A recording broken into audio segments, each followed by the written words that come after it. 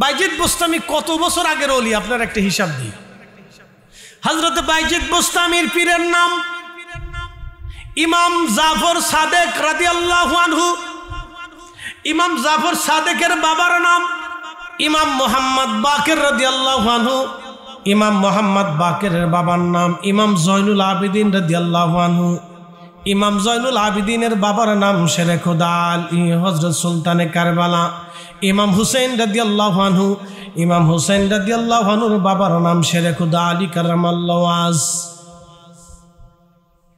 আল্লাহর নবীর কন্যা হযরত ফাতেমা, ফাতেমার বেটা হযরতে ইমাম হুসেন, ইমাম হুসেনের বেটা হযরত জয়নুল আবিদিন, তিনার বেটা ইমাম মোহাম্মদ বাকের, তিনার বেটা ইমাম জাফর সাদেক রিদওয়ানুল্লাহি তাআলা আলাইহিম আজমাইন। আর তিনার মুরিদ সন্তান হলো বাইজিদ বোস্তামি রাহমাতুল্লাহ আলাইহি। একবার জোরে জোরে বলা যাবে কি মারহাবা।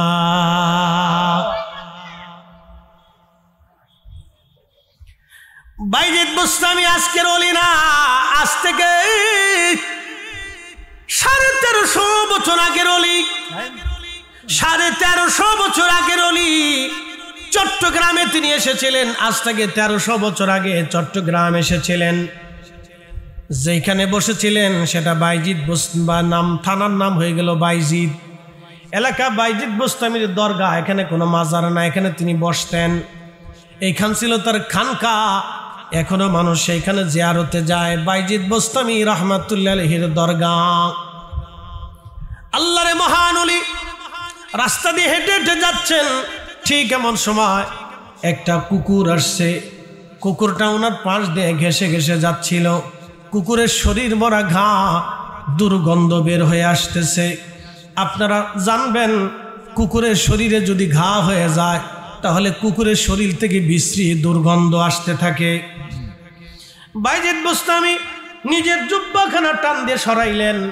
সরানোর পরে বাইজিদ বোস্তামি রাহমাতুল্লাহ আলাইহি কুকুর জবান খুলে গেল। কুকুর ডাক দিয়ে বলে, বাইজিদ তুমি কেন কাপড় সরাইলা?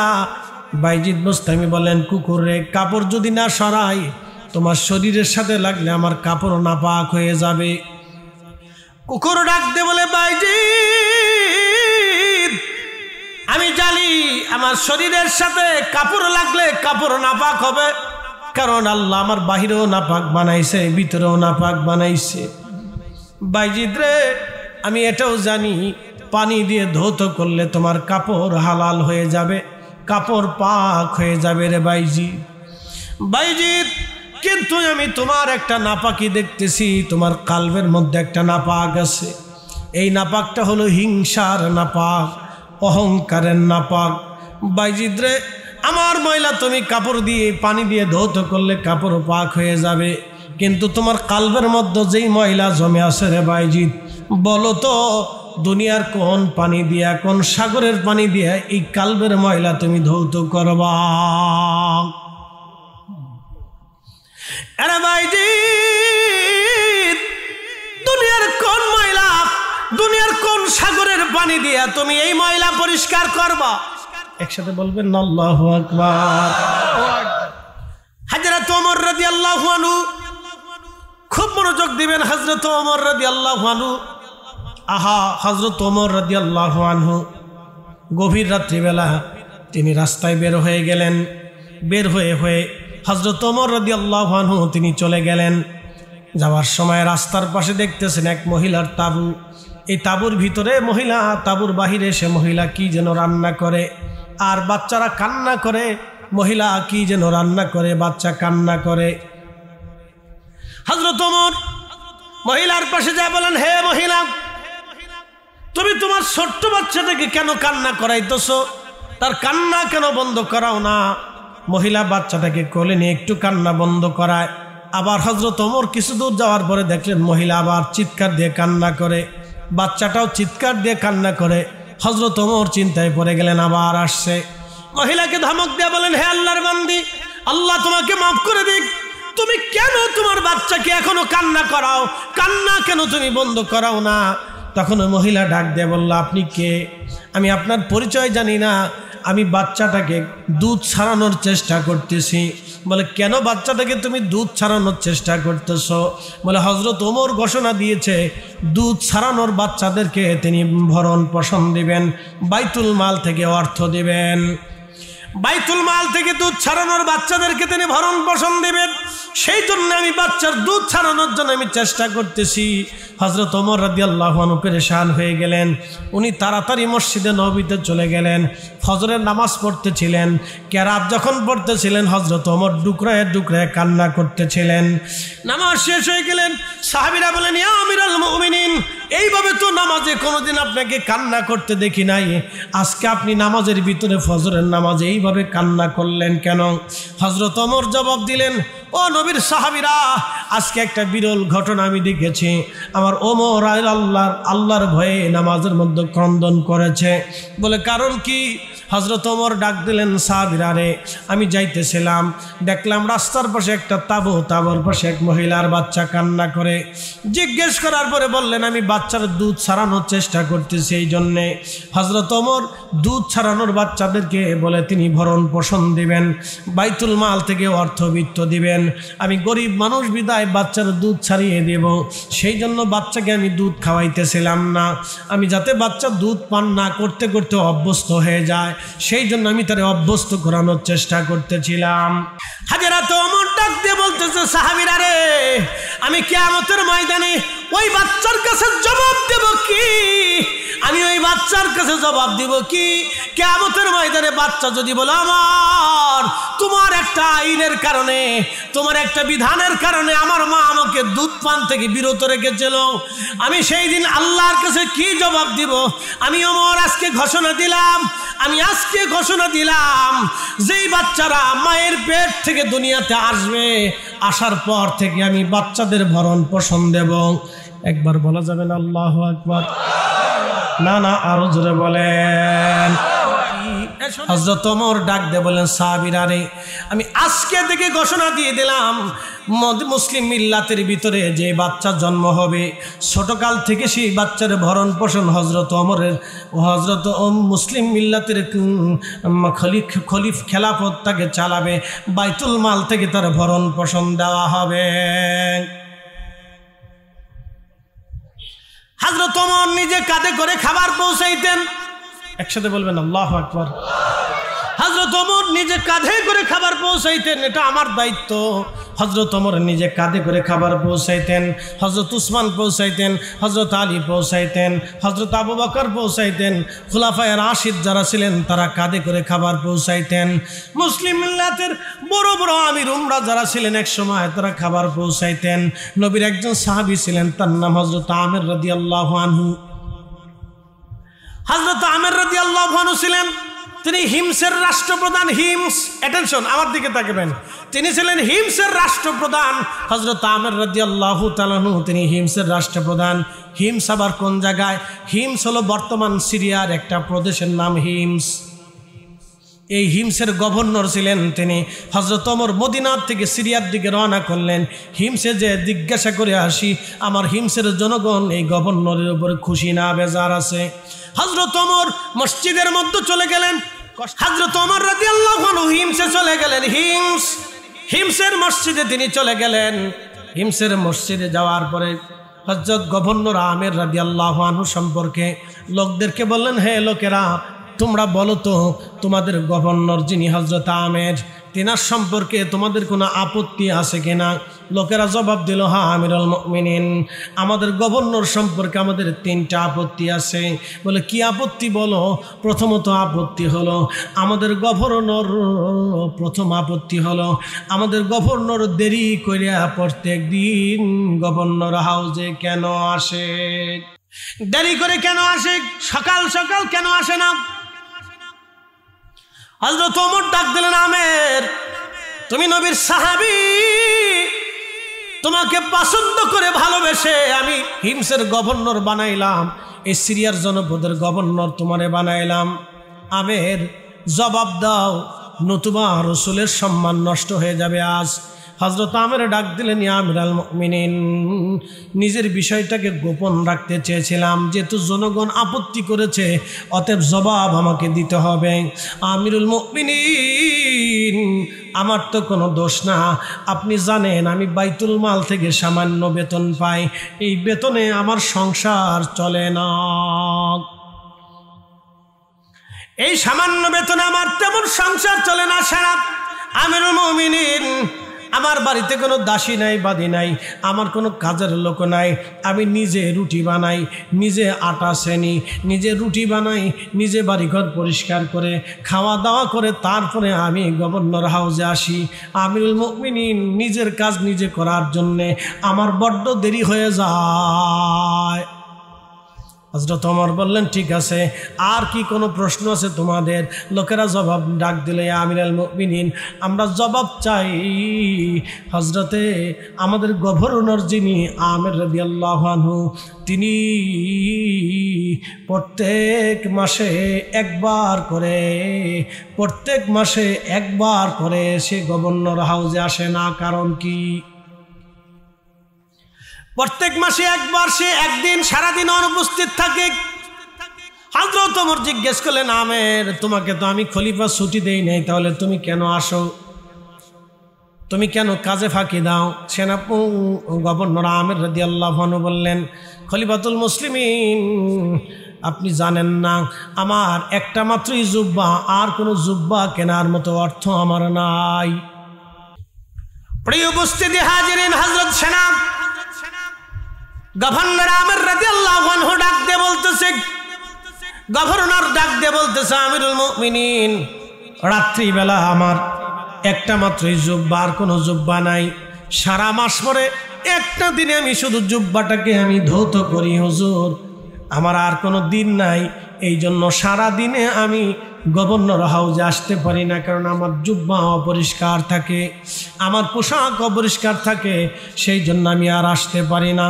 2 নাম্বার 3 নাম্বার অভিযোগ কি বলো?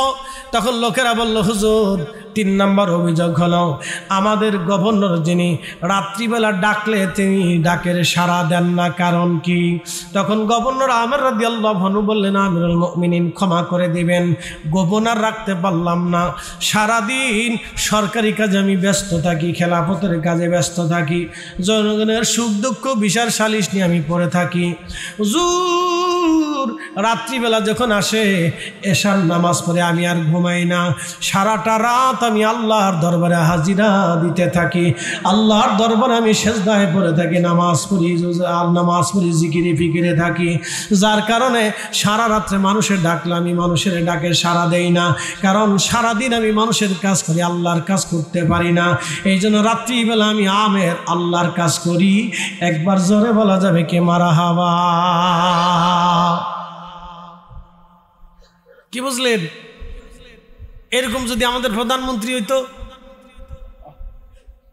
এরকম যদি রাষ্ট্রপতি হইতো, এরকম যদি এমপি সাহেব হইতো, এরকম যদি মন্ত্রী সাহেব হইতো, এরকম যদি চেয়ারম্যান মহোদয় হতো, এরকম যদি উপজেলা চেয়ারম্যান মহোদয় হতো, এরকম যদি মেম্বার সাহেব হতো, এরকম যদি ডিসি সাহেব হতো, এরকম যদি এসপি সাহেব হতো, এরকম যদি সেনাবাহিনীর অফিসাররা হতো,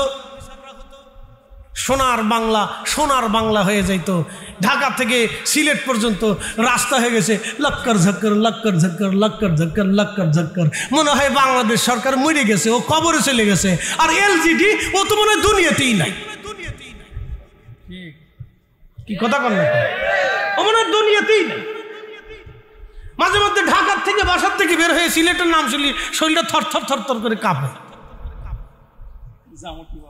যাবো কি করে? আল্লাহর 30 দিন এই রাস্তায় জ্যাম লাগে, রাস্তা ভালো। আর বিশ্ব রোডের কথা তো কয়ে লাভ নাই। আশুগঞ্জ আর বিশ্ব রোড, ওরে বাপ রে বাপ, এটা তার মনে হয় যে পুকুর হয়ে গেছে, পুকুর। অন্য মনে হয় মরে গেছে, অন্য চোখে দেখে না। আপনি উন্নত বিশ্বগুলিতে যান তো, 1 ঘন্টাও রাস্তা ভেঙে থাকতে পারবে না, সাথে সাথে এটা একবার ক্লিন করে দিয়ে যাবে।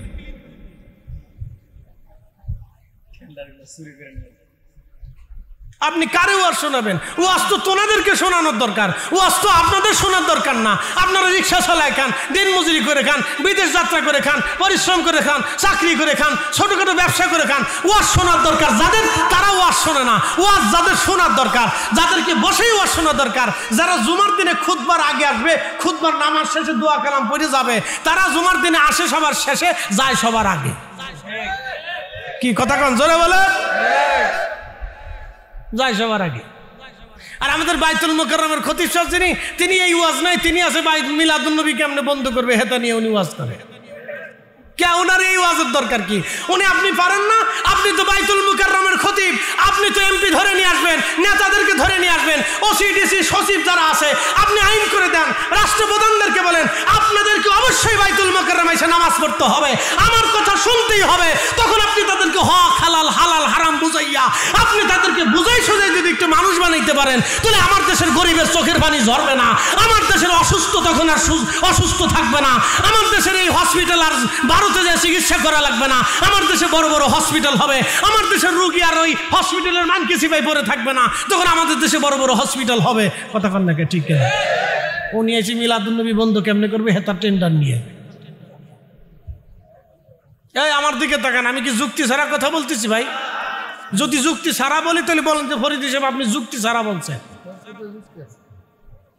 উনি ওনার দায়িত্ব ছিল, উনি প্রধান উপদেষ্টাকে বলবে আমাকে খতিব বানাইছেন, আমার এই মসজিদে প্রত্যেক জুমাতে সচিব, মন্ত্রী, এমপি, মিনিস্টার যারা আছে ক্যান্ডিডেট সব আসবে, রাজনীতিবিদরা আমার এই মসজিদে আসতে হবে, আমার সাথে নামাজ পড়তে হবে, আপনি বাধ্যতামূলক করে দেন।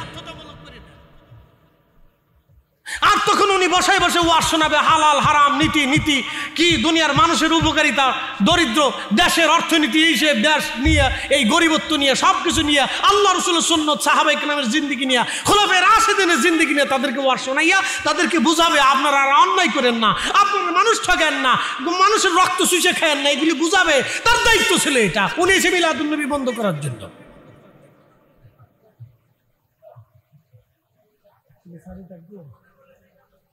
এই তো জায়গা মতো হাত দিচ্ছেন, অধিকার আমি গেলাম না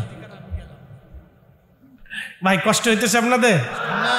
একসাথে জোরে বলেন তো আল্লাহু আকবার। চলবে? জোরে বলেন চলবে। আমি এই ওয়াজগুলি কেন করি জানেন? আমার ওয়াজ বহু মানুষের শোনে, বিশেষ করে ঘরের ভিতর বসে বসে অনেক মহিলারা শোনে।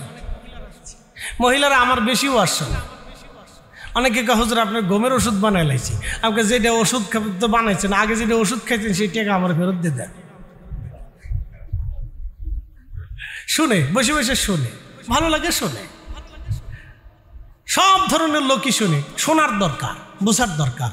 আমি অন্যায় কথা বলি না ভাই, আমার যেটা দরকার ছিল দেশে সেটাই প্রয়োজন ছিল, কিন্তু সেটা হচ্ছে না, আজকে উল্টাটা হচ্ছে।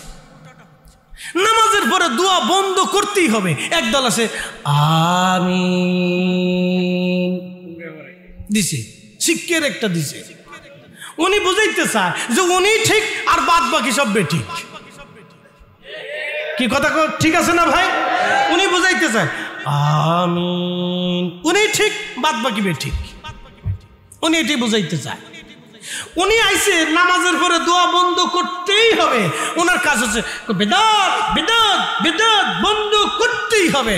উনি আজ পর্যন্ত একটা সুদের কারখানা বন্ধ করতে পারে নাই, পতিতালয় বন্ধ করতে পারে নাই। উনি নামাজের পরে দোয়া বন্ধ করতেই হবে। মনে হয় যে ওনারা শয়তানের টেন্ডার দিয়ে পাঠাইছে। কি কথা কন নাকি?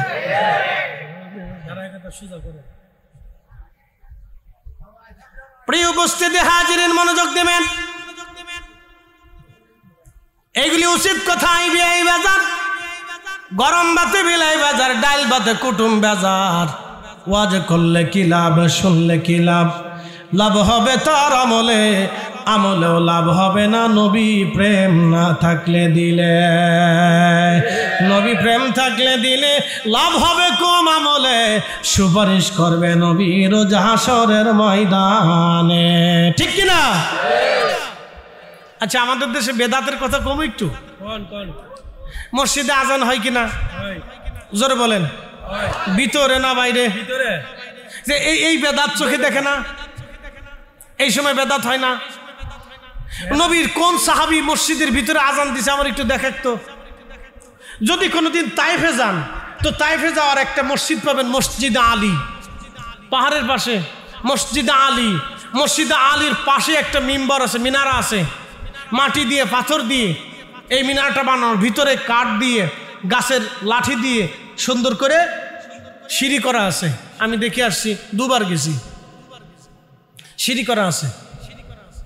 ওই মসজিদের মিনারার উপরে উঠে মুয়াজ্জিন আজান দিতে, একসাথে বলে আল্লাহু আকবার। আপনাদেরকে আরো শোনাই, এই মালয়েশিয়াতে গেছে আমি মালাক্কাতে চাইনিজ মুসলিমদের প্রথম মসজিদ, মনোযোগ দিন, কথা বুঝে যাবেন। চাইনিজ মসজিদের প্রথম মসজিদ, চাইনিজ মুসলমানদের প্রথম মসজিদ, শত শত বছর আগের মসজিদ। ওই মসজিদের পাশে ওরকম একটা মিনারা আছে, মাটি দিয়ে বানানো, ওরকম একটা মিনারা আছে। ওই মিনারের উপরে দাঁড়াইয়া মুয়াজ্জিন আজান দিত। 1450 বছর ধরে ইসলামের সুন্নত নীতি হলো মসজিদের বাহিরে দাঁড়াইয়া মিনারা তৈরি করে মুসলমানরা আজান দিত। আপনি মসজিদের ভিতরে ঢুকে আজান দেন, আপনার লজ্জা করে না? আপনি এই বেদাত বন্ধ করতে পারেন না? আপনি এসেছেন নবীর দুরূদ সালাম বন্ধ করার জন্য। কি কষ্ট হইতেছে আপনাদের? আমি দেখে দেখে বলতেছি, না দেখে বলতেছি না। মসজিদে আলী বুঝছেন, হযরত আলী রাদিয়াল্লাহু তাআলা ওই মসজিদ বানাইছিলেন। সেই মসজিদের পাশে যে মিম্বর আছে, মিনার আছে, মিনারাতে আজান হতো, এখনো আছে। আমি তো দেখে বলতেছি, আমি তো কাগজে কলমে বলতেছি না, আমি 2 চোখ দিয়ে দেখে বলতেছি, কাগজে কলমে না, আমার দেখা। আপনি এই বেদাত বন্ধ করতে পারেন না, আপনি এসে নবীর দুরূদ সালাম বন্ধ করার জন্য। মানে শরীরে খালি চুলকানি উঠেই থাকে। ভাইরা আব্বাসী মনোযোগ দেবেন, প্রিয় উপস্থিতি, মন খারাপ করবেন না যে যেখান থেকে আমার কথা শুনতেছেন। বাপ আমার, ইসলাম আমাদের সুন্দর, ইসলাম গন্ডগোল শিখায় না, ইসলাম ফাসাদ শিখায় না, ইসলাম শিখায় হলো সহমর্মিতা, ভালোবাসা।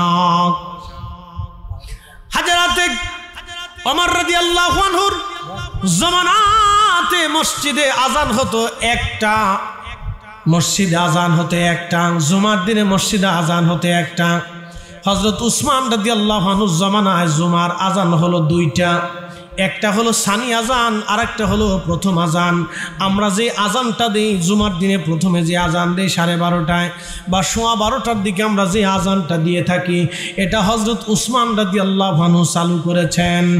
আর মসজিদে খুতবার আগে যে আজানটা দেওয়া হয়, এই আজানটা আল্লাহর নবীর জামানাতে আজান ছিল। একবার জোরে বলা যাবে কি মারহাবা। হযরত উসমান রাদিয়াল্লাহু আনহু সাহাবী, ওমর যা করে নাই, আবু বকর যা করে নাই, নবীজি যা করে নাই, হযরত উসমান তা করে দিয়েছেন। আপনি এই বেদাতটাও দেখতে হবে, যদিও সাহাবী করেছেন কিন্তু নবীর জামানায় ছিল না। তাই আপনি ভালো করে শুনে নেবেন। এরপরে আরো বহু বেদাত আছে। কোরআন শরীফ সুন্দর করে বাঁধাই করা, এই যে কোরআন শরীফ আপনি দেখতেছেন সুন্দর করে বাঁধাই করা, এটা কোনো সাহাবীদের জামানায় ছিল না, পরবর্তীতে এটা হয়েছে।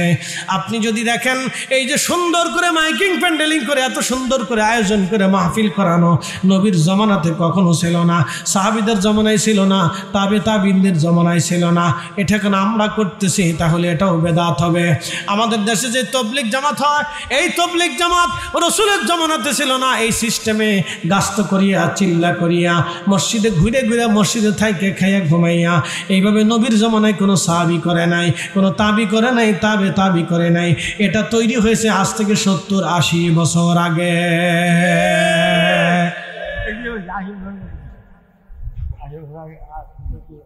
বন্ধু আমার মনোযোগ দিবেন, মসজিদ পাকা করা হয়, পাকা।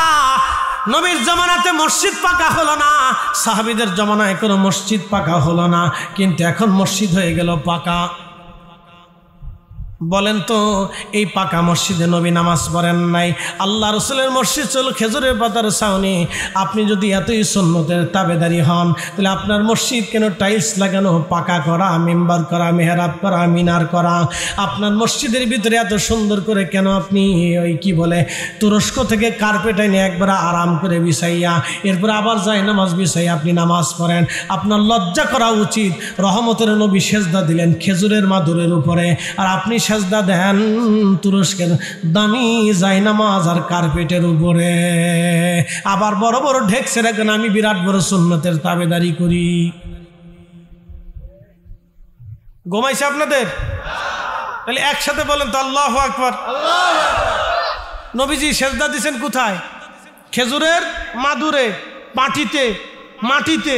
আপনি সেজদা দিতেছেন তুরস্কের দামি কার্পেটে। আবার বুজুর্গি দেখান।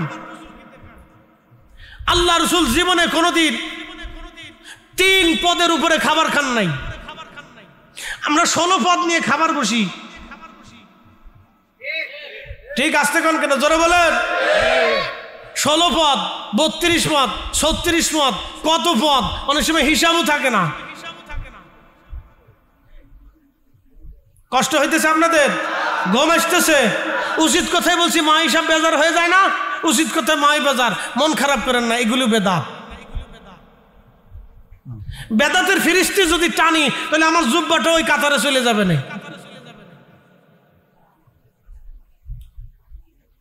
আল্লাহ রাসূল মসজিদে নববীতে নামাজ পড়াইয়া কত টাকা বেতন নিছে বলেন তো?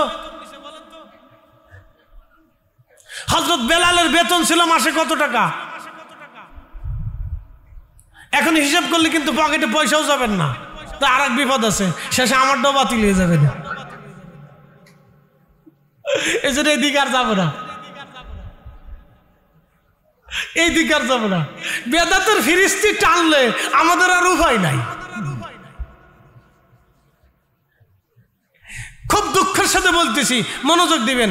মসজিদে আগে সিন্নি আসতো না? ছোটকালে দেখছি সিন্নি আসতো, আর সিন্নি খাইতাম আমরা প্লেটে না, এই কলা পাতায়। কিসের পাতায় খাইতাম? কলা পাতায়। মনে আসেনি আপনাদের? ছোটকালে কলা পাতায় খেয়েছি, সিন্নি পাকানো হইতো। একসাথে বলেন না মারহাবা? না বুঝাইতেছি, জোরে বলেন মারহাবা। তাহলে এই যে সিন্নিটা একজন নিয়ে আসলো, এটা কেন আনছে? মানুষের খাওয়ানোর জন্য। এই খাওয়ানোর সুন্নত মালয়েশিয়ার প্রত্যেকটা মসজিদে। আল্লাহু আকবার। আমার কাছে খুব ভালো লাগছে, তারা খাবারের নামাজের পরে খাবার খাওয়ায়। মালয়েশিয়ার প্রায় অধিক মসজিদে নামাজের পরে খাবার দেয়, বিশেষ করে কলা খাওয়ায়। কলা আমরা খাওয়াই জিলাপি, এরা খাওয়াই কলা। সৌদি আরবে খাওয়াই খেজুর। তা আমরা যে জিলাপি খাই, অনেকে আমরা রাগ করি আর খুশি হয়ে আর আমাদেরকে ফসানোর জন্য হোক, যেভাবেই হোক আমরা জিলাপি হুজুর। তো জিলাপি খাওয়ার কারণে যদি আমরা জিলাপি হুজুর হই, তাহলে মালয়েশিয়া যারা কলা খায় তাহলে ওরা হলো কলা হুজুর। তুমি কিছু খাও না, তুমি হইছে হুজুর। আর তুমি যদি কিছু খাওয়া না, তাহলে তুমি খয়রাতি হুজুর। ভাই ইনারে আবার যদি 1000 টাকার নোট দিয়ে ধরাই দিয়ে এখন, হুজুর আজকে জুমার দিনে আমার জন্য একটু দোয়া করে দেন, তো হুজুর ক্যালকুলেট বলবে হ্যাঁ কি দরকার ছিল।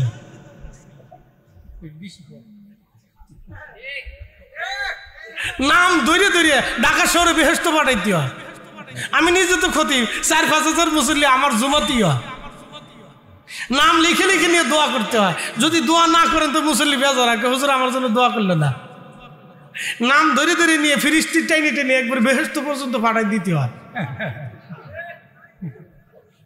এই সময় হুজুরের পকেটে পয়সা গেলে তখন আর বেদাত হয় না, মানুষের জিলাপি খাইলে তখন বেদাতের ফিরিস্তি আসে। এগুলো সব ভণ্ডামি। কথা বলেন ঠিক না বেটে? আমরা বুঝি কিছু, আমরা যে কিছু বুঝি না তা কিন্তু না, আমরা বুঝি কিছু। এগুলির থেকে আমাদের বের হয়ে আসতে হবে। প্রিয় ভাই আমার, আপনাকে ঝগড়ার জন্য বলতেছি না, বুঝার জন্য বলতেছি। বেদাতের ফিরিস্তি যদি টানেন তাহলে আপনি কিন্তু 1 নম্বরের কাতারে থাকবেন। আমরা খালি বেদাতিকে চিনলেন, আমরা তো বেদাতি না। বড় বেদাতি হলে আপনি নিজে বড় বেদাতি। হিসাব করলে বেদাতি ছাড়া এদেশে কেউ নাই। কি কথা কন না কে? হিসাব করলে বেদাতি ছাড়া এদেশে কেউ নাই, সারা দুনিয়াতে বেদাতি। যদি বেদাতির হিসাব টানেন তো সারা পৃথিবীতে বেদাতি, বেদাতির কোনো শেষ নাই। আল্লাহু আকবার। আল্লাহ আমাদেরকে বোঝার তৌফিক দিক। সকলে বলে না আমিন। প্রিয় ভাই আমার, ঝগড়া না করি, আমরা দ্বন্দ্ব না করি। আমার মাহফিল করার দরকার আমি করব, আপনার ভালো না লাগলে আপনি ঘরের ভিতরে শুয়ে থাকেন। কত মুসলমান ঘরের মধ্যে শুয়ে থাকবে, তাতে আল্লাহর কিচ্ছু যায় আসে না। সারা দুনিয়ার মানুষ যদি আল্লাহ রসুলের সামনে দুরুদ না পড়ে নবীজির কিচ্ছু যায় আসে না। তিনি মাকামে মাহমুদ ওয়ালা, আল্লাহ যা দিছে তাই পাবে। কথা কন না ঠিক কিনা? তিনি কোরআনের সাহিব। আপনি সারা জীবনে যদি রসুলকে সালাম না দেন তাহলে উনি কোরআনের সাহিব, ওনার কিচ্ছু আসে যাবে না। উনি হাবিবুল্লাহ, কিচ্ছু আসে যাবে না ওনার। মিশকাতুল মাসাবির কিতাবুল বাবুল কারামাতের ভিতরে হাদিস এসেছে, বাবুল কারামাতের ভিতরে হাদিস এসেছে হযরত আম্মা জান আয়েশা সিদ্দিকা রাদিয়াল্লাহু আনহা হুজরা শরীফে সাহাবীরা বসে আছেন। সাহাবীরা আম্মা জানের কাছ থেকে দ্বীন শিখতেছিলেন। খুবই মনোযোগ দিবেন। সাহাবীরা আম্মা জানের কাছ থেকে দ্বীন শিখতেছিলেন। আম্মা জান আয়েশা সিদ্দিকা হুজরা শরীফে থাকতেন, সাহাবীরা বাহিরে থাকতেন। বাহির থেকে সাহাবীরা আম্মা জানকে জিজ্ঞেস করতেন, আম্মা জান ভিতর থেকে জবাব দিতেন। নবীজির হাদিসগুলি আম্মা জান শোনাইতেন। বন্ধ মনোযোগ দিবেন। আম্মা জান আয়েশা সিদ্দিকা উপস্থিত, বহু সাহাবী উপস্থিত ওই মজলিসের মধ্যে। হযরত কাবুল আহবার রাদিয়াল্লাহু আনহু বললেন, ও নবী সাহাবীরা, আল্লাহ প্রত্যেক দিন সূর্য উদয় হওয়ার সময় 70,000 ফেরেশতা আল্লাহ আসমান থেকে পাঠিয়ে দেন। ওই 70,000 ফেরেশতা সূর্য ডোবার সময় ওই 70,000 ফেরেশতা চলে যায়, নতুন আবার 70,000 ফেরেশতা হাজির হয়ে যায়। এই নতুন 70,000 ফেরেশতা তারা নূরের পাখাগুলি বিস্তার করে দিয়ে আল্লাহর হাবিবের রওজা শরীফ ঘিরে প্রত্যেক দিন সকাল থেকে সন্ধ্যা, সন্ধ্যা থেকে সকাল পর্যন্ত এইভাবে 1,40,000 ফেরেশতা 24 ঘন্টার 1 সেকেন্ডও দুরূদ শরীফ পড়া বন্ধ হয় না।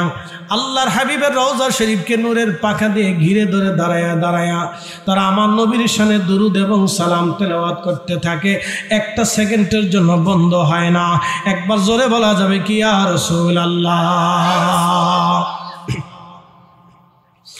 একটা সেকেন্ডের জন্য নবীর দুরুদ সালাম বন্ধ হয় না, একটা সেকেন্ডের জন্য বন্ধ হয় না। আল্লাহ জানে আমার বান্দারা নবীর দুরুদ সালাম ভুলে যাবে, সেই জন্য তাশাহুদের মধ্যে দুরুদ ও সালাম আল্লাহ দিয়ে রাখলেন। একসাথে বলবেন না মারহাবা? আরো জোরে। জোর হয় না কেন? দুরুদ সালাম 1 সেকেন্ডের জন্য বন্ধ হবে না, 1 সেকেন্ডের জন্য বন্ধ হবে না। খুব মনোযোগ দিয়ে শোনেন। আল্লাহ জানে আমার বান্দারা নবীর শানে দুরুদ পড়বে না, কিন্তু 5 ওয়াক্ত আজান দিতেই হবে, একামত দিতেই হবে। একামতে আল্লাহ নামের পরে আমার নবীর নাম আল্লাহ যোগ করে দিলেন। আপনাদেরকে আজকে একটা পরিসংখ্যান দেখায় দিয়ে যায়, খুব মনোযোগের সাথে শুনবেন। ঢাকা শহরে যখন আজান হয়, ঠাকুরগাঁতে তার 5 মিনিট পরে আজান হয়, ঠাকুরগাঁ থেকে কলকাতার তার 2 মিনিট পরে আজান হয়, কলকাতার থেকে আরেকটু আগায় গেলে তার 5 মিনিট পরে আজান হয়, এরপরে আরো আগাইলে আরো 5 মিনিট পরে আজান হয়, এরপরে আরো আগাইলে আরো 5 মিনিট পরে আজান হয়। যত পশ্চিমে যাবে আজান তত পিছাইতে থাকবে, যত পশ্চিমে যাবে আজান তত পিছাইতে থাকবে। তার অর্থ কি জানেননি? সূর্য চলমান, সূর্য চলমান, সূর্য চলমান, সূর্য চলতে থাকে, সূর্য চলতে থাকে আর আলো কমতে থাকে, সূর্য চলতে থাকে। সারা পৃথিবীতে একসাথে ফজর কোথাও একসাথে হয় না, সারা পৃথিবীতে জোহর একসাথে কখনো হয় না, সারা পৃথিবীতে আসর একসাথে কখনো হয় না, সারা পৃথিবীতে মাগরিব একসাথে কখনো হয় না, সারা পৃথিবীতে এশা একসাথে কখনো হয় না। সারা পৃথিবীতে মাগরিব কখনো একসাথে হয় না। ঢাকা শহরে যখন আজান হয়, ভৈরবে তার 1 মিনিট পরে হলেও আজান হয়। কি কথা কন না কেন? ঢাকাতে যখন মাগরিবের আজান হয়, ভৈরবে 1 মিনিট পরে হলেও আজান হয়, ঠাকুরগাঁয়ে 5 মিনিট পরে হয়, আমাদের ফরিদপুরে 3 মিনিট পরে হয়, কলকাতায় 10 মিনিট পরে হয়, আরো পরে 5 মিনিট, এইভাবে শুধু বাড়তে থাকে সময়। তার অর্থ হলো ঢাকাতে যখন আজান হলো তার 2 মিনিট পরে ফরিদপুরে, তার 3 মিনিট পরে ঠাকুরগাঁতে। তার মানে আজান ঢাকাতে যেই সময়, তারপরে ফরিদপুর, তারপরে ঠাকুরগাঁ, তারপরে খুলনা, তারপরে ওইখানে, তারপরে সেন্ট মার্টিনে, তারপরে মায়ানমারে, তারপরে কোথাও না কোথাও মালয়েশিয়া, না হয় ইন্দোনেশিয়া, না হয় উজবেকিস্তান, না হয় কাজাখস্তান, কোথাও না কোথাও 2-3 মিনিট পর পর, 5 মিনিট পর পর আজান চলতেছে, আল্লাহর নাম চলতেছে, নবীর নাম চলতেছে, একামত চলতেছে, আল্লাহর নাম চলে, নবীর নাম চলে, কোরআন তেলাওয়াত চলে, আল্লাহর নাম চলে, নবীর নাম চলে, খুতবা চলে, আল্লাহর নাম চলে, নবীর নাম চলে, তাশাহুদ চলে, আল্লাহর নাম চলে, নবীর সালাম চলে। তার মানে হলো আল্লাহ যেখানে নবী আছে সেখানে, আল্লাহর জিকির যেখানে নবীর জিকির হবে সেইখানে। আপনি ফতোয়া যত দেন বন্ধ হবে না, হবে না, হবে না। কথা কন না কেন? ভৌগোলিক দৃষ্টিকোণ থেকে বুঝাইতে পারছি নি? বন্ধ হয় না চলে? না, একসাথে বলেন, বন্ধ হয় না চলে? চলতে থাকে, বন্ধ হয় না। আপনি যতই ফতোয়া মারতে থাকেন কাজ হবে না। আল্লাহ অটোমেটিক চালু করে রাখছে। আল্লাহ কি করছে? অটোমেটিক চালু করে রাখছে। আপনি যত বন্ধ করতে চান কাজ হবে না। যখন আজান হয় তখন অন্য অন্য যারা শ্রবণ করে তখন তারা এই আশহাদু আন্না মুহাম্মাদুর রাসূলুল্লাহ বলার পরে তখন তারা সাল্লাল্লাহু আলাইহি ওয়াসাল্লাম বলে কেউ চোখে চুমা খায়, কেউ চোখে মাখে, কেউ মাসে করে, কেউ বৃদ্ধাঙ্গুলি চুমা খায়, কেউ খায় না, কিন্তু দুরূদ পড়ে। তাহলে কি দুরূদ কি বন্ধ হয় না চলে? একসাথে বলেন, বন্ধ হয় না চলে? আয় তাশাহুদের ভিতরে সালাম হয় কি হয় না? বন্ধ হয় না চলে? চলে। এক সেকেন্ডের জন্য বন্ধ হয় না, এটা চলমান থাকতে থাকে। কারণ সব সময় নামাজ সবাই একসাথেই পড়ে না। ভালো করে শোনেন, বাংলাদেশের সবাই একসাথে নামাজ পড়ে না, কেউ আগে পিছে করে নামাজ পড়ে। কি কথা কন না কে? আমি যেমন এশার নামাজ জামাতে পড়তে পারিনি, আমি আপনাদের এখানে এসে নামাজ পড়ে নিছি। নামাজ যখন আমি পড়ছি তখন তাশাহুদ পড়ছে, আমার মতো আরো জনে পড়ছে, কোথাও না কোথাও পড়ছে। পৃথিবীর কোথাও না কোথাও 24 ঘন্টায় নামাজ চলতে থাকে। পৃথিবীতে 24 ঘন্টা নামাজ চলতে থাকে। 24 ঘন্টায় 200 কোটি মুসলমান নামাজ পড়তে থাকে। এই নামাজের ভিতরে তাশাহুদ চলে। এই 24 ঘন্টায় নবীর সালাম চলতে থাকে। এই কথা কেন না কেন? ঠিক না বেঠে? বন্ধ হয় না চলে? যারা বলেন বন্ধ হয় না চলে? আল্লাহ অটোমেটিক চালায় রাখছে। আপনি ফতোয়া দিয়ে কি বন্ধ করবেন? আল্লাহ অটোমেটিক চালু করে রাখছে, আপনি ফতোয়া দিয়ে কি বন্ধ করবেন? বন্ধ হবে না, এটা আল্লাহ চালায় রাখছে। এই জন্য আল্লাহ বলছেন রাফানা লাকা যিকরাক, নবী গো আমি আপনার জিকিরকে সমুন্নত করছি, জিকিরকে সমুন্নত করেছি, আমি জিন্দা করে রাখছি। জিবরাইল আমিন আয়েশা আল্লাহ রসুলকে ডাক দিলেন, ইয়া রাসূলুল্লাহ আসসালাতু ওয়াসসালামু আলাইকা ইয়া হাবিবাল্লাহ। নবীজি বললেন, কি ব্যাপার জিবরাইল? বলে হুজুর আল্লাহ কোরআন নাজিল করেছে, তফসির কি আপনি জানেন? বলে আল্লাহু আলাম। জিবরাইল বলো আল্লাহ কি তফসির করছে? বলে আল্লাহ আমাকে পাঠাইছে এই তফসির শোনানোর জন্য। ইদা যুকিরতু যুকিরতা মাই, আল্লাহর জিকির যেখানে হবে আপনি নবীর জিকির সেইখানে হবে। যেখানে আল্লাহর নাম স্মরণ হবে সেখানে আপনির নাম স্মরণ হবে। যেখানে আল্লাহ চলবে সেখানে মুহাম্মদ চলবে। একসাথে বলবেন না মারহাবা? না না হয় না, আরো জোরে বলেন মারহাবা। এই জন্য কাজী নজরুল লিখে ফেলছেন, আল্লাহকে যে পাইতে চায় হযরতকে ভালোবেসে, আরশ কুরসি লৌহ কলম না চাহিতেই পেয়েছে সে।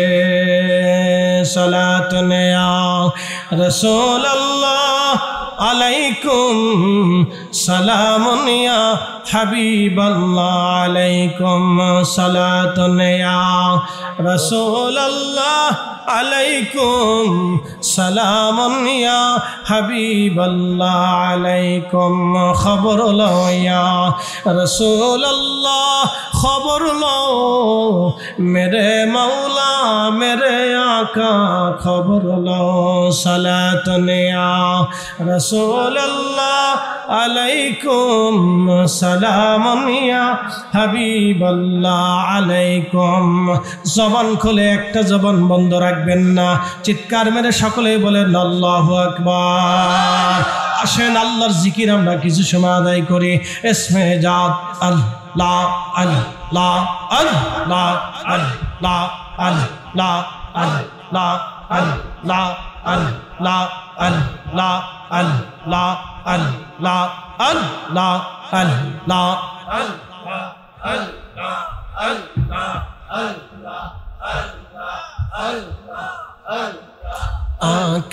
রাতে পার হবি তুই পলসি রাতের পল। আল্লাহ আল্লাহ আল্লাহ আল্লাহ আল্লাহ যেই দিন কার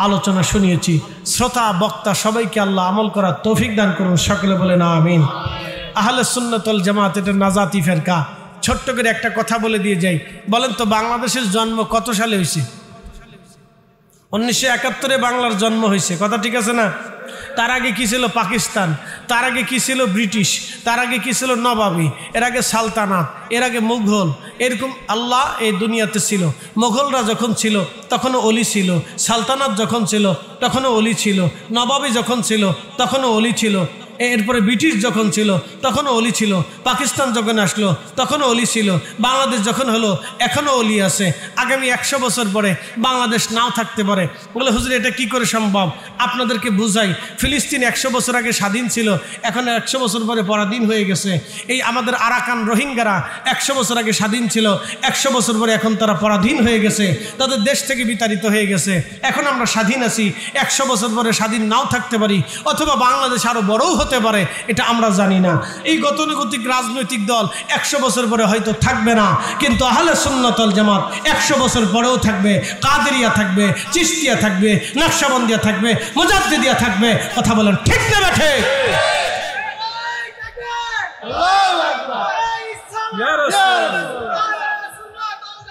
জিন্দাবাদ। আল্লাহ আমাদেরকে বোঝার তৌফিক দান করুন, বলেন আমিন। জমিন কার? একসাথে বলতে হবে, জমিন কার? আল্লাহ। আসমান কার? আল্লাহ। এই পৃথিবীতে আমাদের আইন চলে না আল্লাহর আইন চলে? বৃষ্টি কার আইনে? সূর্য কার আইনে? চাঁদ কার আইনে? জমিন কার আইনে? সব কিছু আল্লাহর আইনে। আমরাও আল্লাহর আইনেই চলি। আমাদের নিঃশ্বাসও আল্লাহর আইনে, আমাদের হায়াত মওত আল্লাহর আইনে, আমাদের রিজিক আল্লাহর আইনে, আমাদের ঘুমটাও আল্লাহর আইনে, আমাদের জীবন চল আল্লাহর আইনে। আপনি একটু কাজ দিবেন, পা দিবেন, ধরবেন, চোখবেন, চোখের পাতাটাও আল্লাহর আইনে। আমাদের সব কিছু আল্লাহর আইনে, কিন্তু আমাদের নফস শুধু আল্লাহর আইনে চলতে চায় না। কি কথা কন না কেন? আমাদের নফস কার আইনে চলতে চায় না? আল্লাহর আইনে চলতে চায় না, এটা শয়তানের আইনে চলতে চায়। আল্লাহ আমাদের নফসকে কন্ট্রোল করার তৌফিক দিক, সকলে বলেন আমিন। আসেন নবীজিকে দাঁড়ায় সালাম জানাই, ইয়া নবী সালাম।